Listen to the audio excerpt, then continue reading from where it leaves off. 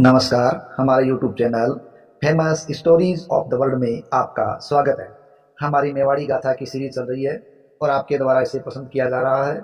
इसके लिए आपका बहुत बहुत शुक्रिया। हमारे इसी प्रकार के इन गाथाओं को प्लीज़ लाइक करें, चैनल को सब्सक्राइब करें और अपना सहयोग बनाएं। देखिए, हमारे पहले मेवाड़ी गाथा के पार्ट में हमने राइमल के बारे में पढ़ा या सुना। देखिए, राइमल के जीवन की बहुत ही दिलचस्प घटना उसके पुत्रों के अंदर होने वाला उत्तराधिकार का संघर्ष है। तो आज की कथा उसी दिलचस्प कहानी पर आधारित है।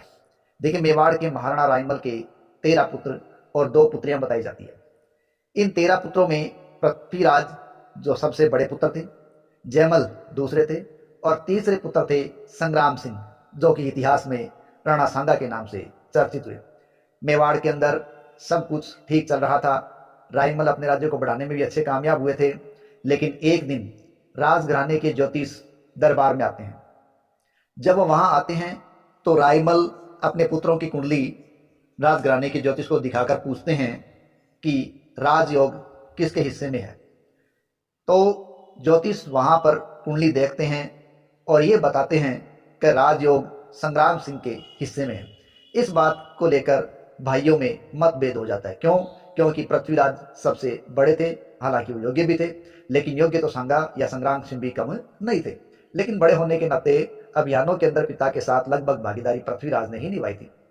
लेकिन अब दोनों भाइयों ने, किसने, पृथ्वीराज और जयमल ने संग्राम सिंह को मारने का प्लान बनाया और एक बार पृथ्वीराज ने तलवार के पिछले हिस्से से राणा सांगा या संग्राम सिंह पर वार कर दिया। हालांकि उस समय चाचा सूरजमल आ गए और उन्होंने बीच बचाव किया, लेकिन इस आपसी छोटे मोटे संघर्ष में ही संग्राम सिंह की एक आंख फूट गई। लेकिन संग्राम सिंह यहां से भागने में कामयाब हो गए। सूरजमल ने किसी तरह से यहां विवाद रुकवाया। तो अब ये एक बार तो विवाद बंद हो गया, लेकिन ये विवाद धीरे धीरे बढ़ता चला गया और सूरजमल इस विवाद को रोकने का प्रयास कर रहे थे। क्योंकि विवाद है वो पिता के जीवित रहते हो रहा था, इसलिए सूरजमल कह रहे थे कि ये विवाद पुत्रों को शोभा नहीं देता।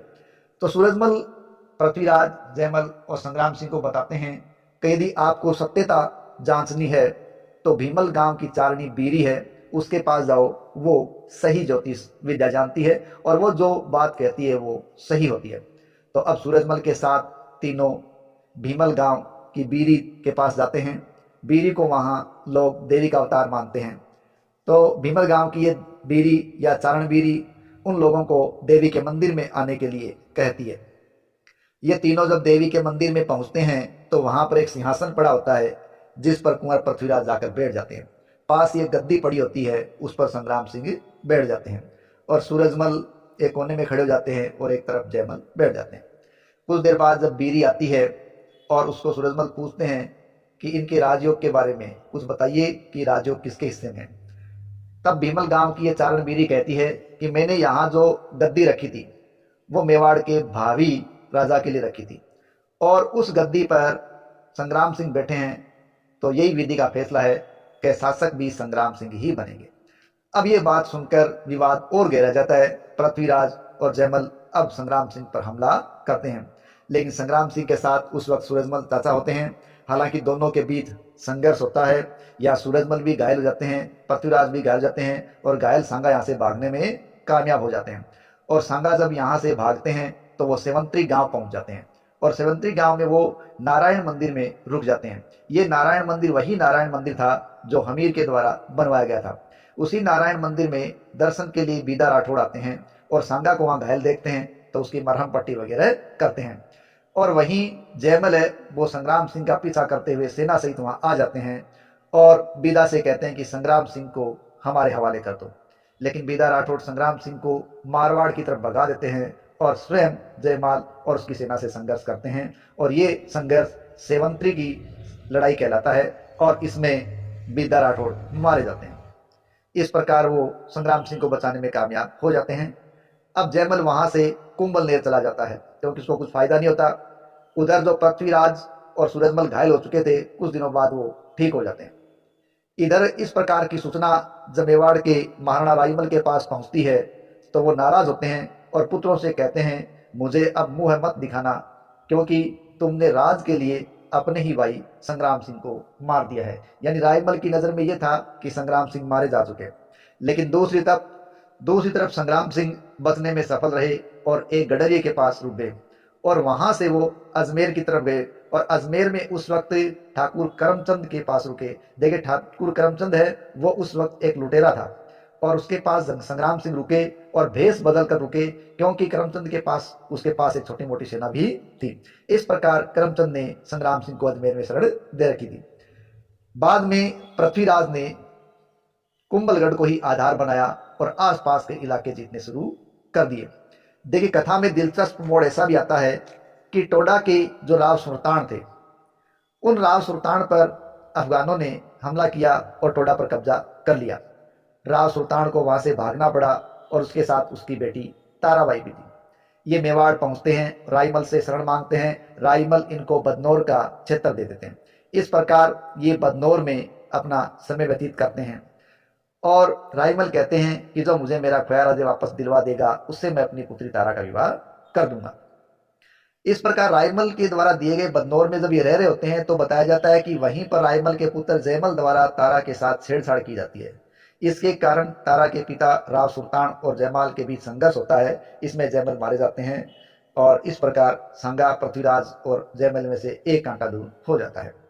अब पृथ्वीराज है वो क्या करते हैं, टोडा को पुनः अफगानों से जीतते हैं और राव सुल्तान को सौंपते हैं और इसीलिए राव सुल्तान अपनी पुत्री तारा का विवाह है कुंवर पृथ्वीराज से कर देते हैं। देखिए, कुंवर पृथ्वीराज है वो इतिहास के अंदर उड़ना राजकुमार के नाम से भी प्रसिद्ध हुआ है, क्योंकि इसके घोड़े की गति बहुत तेज थी या ये बहुत ही कम समय के अंदर एक स्थान से दूसरे स्थान तक पहुंचने में कामयाब हो जाते थे। इस प्रकार जब पृथ्वीराज राव सुल्तान को उसका क्षेत्र टोडा दिला देते हैं और ताराबाई से विवाह कर लेते हैं। देखिए, बाद में पृथ्वीराज क्या करते हैं कि अजमेर के क्षेत्र में गवर्नर मल्लू खान को मारकर भगा देते हैं और अजमेर के तारागढ़ दुर्ग पर कब्जा कर लेते हैं।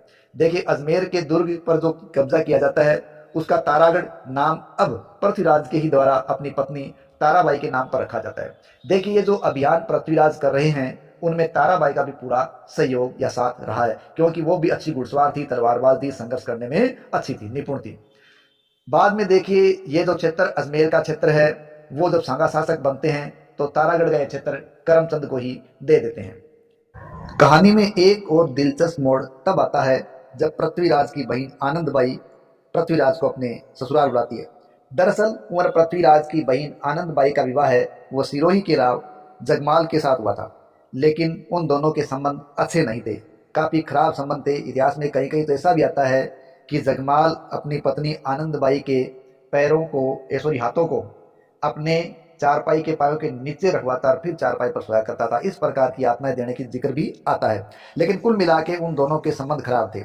इसलिए आनंदबाई अपने भाई पृथ्वीराज को बुलाती है और जब पृथ्वीराज है वो सिरोही जाते हैं तो वहाँ उनका सलटेवा हो जाता है, जगमाल से समय याचना हो जाती है और जगमाल समय याचना कर लेता है। तो कहते हैं कि जगमाल के साथ उसकी मुलाकात ठीक रहती है और जब वापसी के लिए पृथ्वीराज चलते हैं तो जगमाल उनको रास्ते के लिए भोजन देते हैं या लड्डू देते हैं। तो कहते हैं कि ये लड्डू जब वो पृथ्वीराज है वो रास्ते में खाते हैं और उसमें जहर मिलाया गया होता है, तो कहते हैं कि जहरीले लड्डू खाकर जो जैसे ही चलते हैं और कुंभलगढ़ के किले में प्रवेश करते हैं वहीं उनकी मृत्यु हो जाती है, जहां आज भी उनकी कब्र बनी हुई है। इस प्रकार विधि का विधान देखिए, जयमल भी मारा गया और पृथ्वीराज भी मारा गया। अब रायमल को दोनों की मौत का पता चलता है, साथ ही साथ से पता चलता है कि उसका तीसरा पुत्र जो संग्राम सिंह है वो अभी जीवित है, तो वो उसको मेवाड़ बुलाते हैं। करमचंद है वो सांगा को सारी जानकारी देते हैं और उसको मेवाड़ पहुंचाते हैं। कहते हैं कि सांगा के मेवाड़ आते ही कुछ समय बाद ही रायमल की मृत्यु हो जाती है और मेवाड़ की सत्ता सांगा या संग्राम सिंह के हाथ में आ जाती है। इस प्रकार विधि का विधान ऐसा बैठता है कि जो भविष्यवाणियां की गई थी वो भविष्यवाणियां सही साबित होती है और संग्राम सिंह शासक बन जाते और उसके बाद तो भारत का भाग्य या इस मेवाड़ का जो इतिहास है वो अलग ही दिखाई देता है, क्योंकि एक ऐसे शासक ने यहाँ सत्ता प्राप्त की थी जो इतिहास में सैनिकों का भग्नावशेष, योद्धा पुरुष आदि अनेक नामों से जाना गया है और जिसने विदेशी सत्ता से लोहा लेने के लिए अपने लोगों का एक बड़ा संघ तैयार किया था। तो आगे की कहानी इसी वीर पुरुष पर आधारित होगी। तब तक के लिए जय हिंद, जय भारत।